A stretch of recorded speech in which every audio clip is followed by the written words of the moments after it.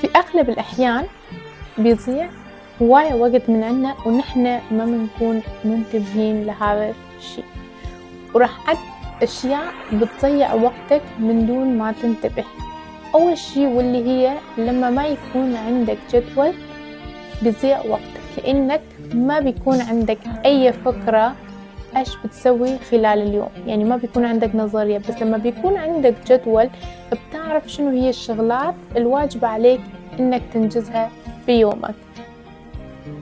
الشغلة الثانية واللي هي لما بتخلي على نفسك مسؤولية أكثر من اللازم، وهذا الشيء كمان بيخليك تضيع هواية وبيخلي الوقت هم يضيع من عندك، لأنه أنت حاطط هواية مسؤوليات على نفسك وإنك مفروض تنجزها خلال يوم أو يومين وإنت ما رح تقدر تنجزها، فأنت ما بتكون مرتب وقتك، وهاي كلش متعلقة بأول مهمة. وثالث شغلة واللي هي لما بتبحث عن أغراضك أو عن الشغلات اللي أنت تحتاجها، إن كانت شغلاتك الدراسية أو أغراضك الخاصة بيك، لما أنت ما بتكون مرتبها ومنظمها لما تحتاجها رح تحتاج وقت بهواية من الوقت اللي مفروض تحتاجها. والشغلة الرابعة واللي هي السوشيال ميديا.